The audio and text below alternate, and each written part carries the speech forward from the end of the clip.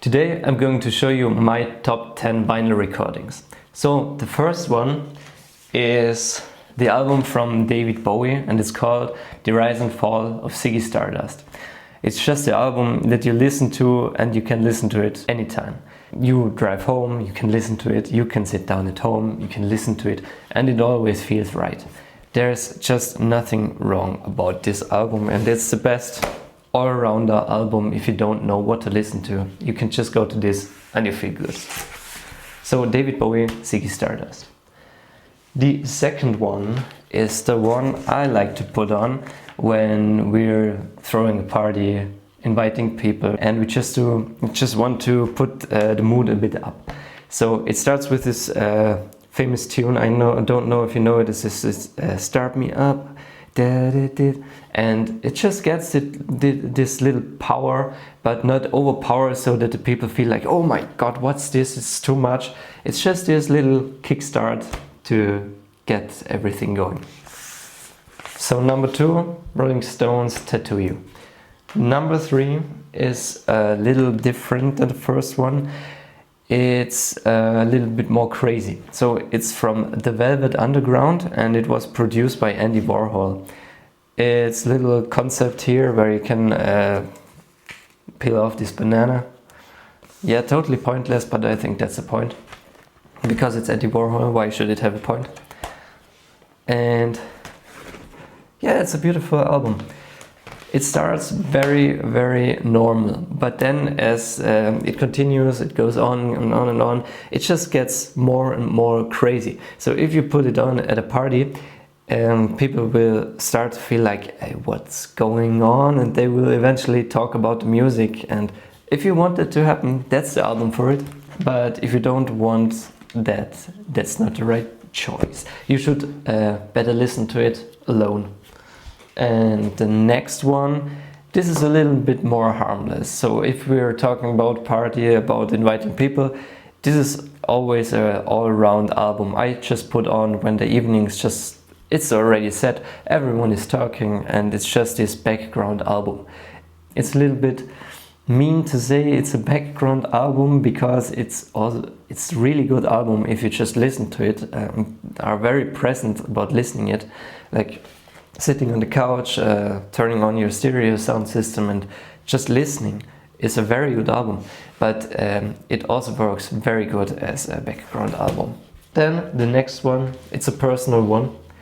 It's this Blues Brothers album, and as you see, it's quite old, and I stole it from my father, but I don't think he realized that.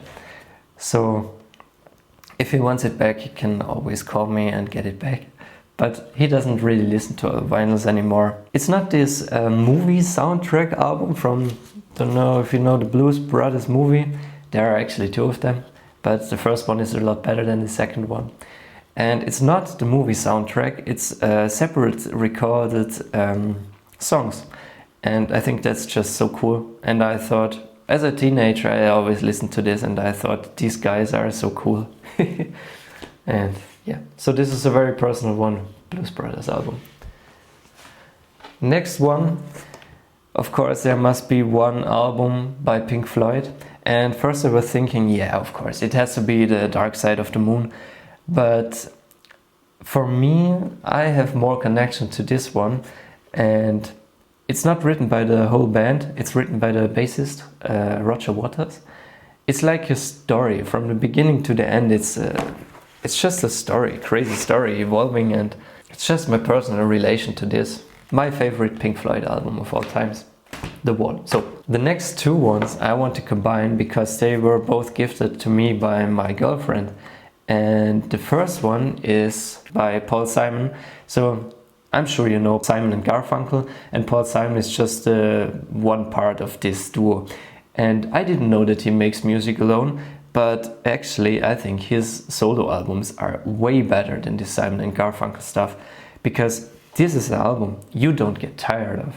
You can listen to any song and every note, it seems just so well put together.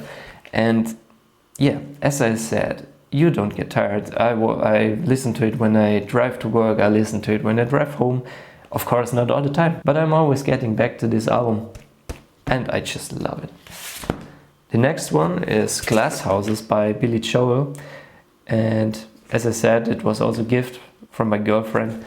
And as the album from Paul Simon, every note, every chord, every line and the text, it seems just so put together so well.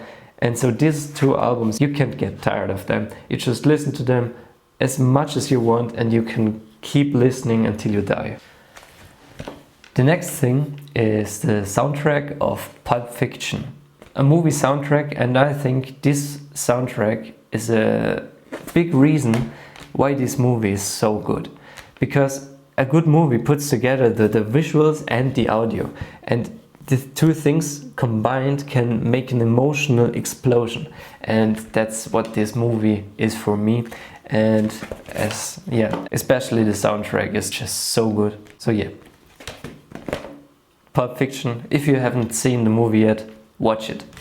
And then the last album, I think it's the last one and it's my top one. It's Random Access Memory from Daft Punk. And I'm not a big Daft Punk listener, and it's just too much of doof doof doof for me all the time. But this album is just so perfect. You just have to listen to this. It doesn't matter if it's on vinyl or on Spotify or Apple Music or wherever. You just have to sit down, put the stereo system on and then listen to it. And just close your eyes and listen to it. It's just a nice journey. And yeah, I think they won a Grammy for this, if I'm right. Yeah, totally earned. So these were my top 10 albums. If you want, let me know in the comments what are your top 10 albums. Do you agree? Do you like this music? What's your music taste? I would be really interested to hear that. So thanks for listening again and see you next time.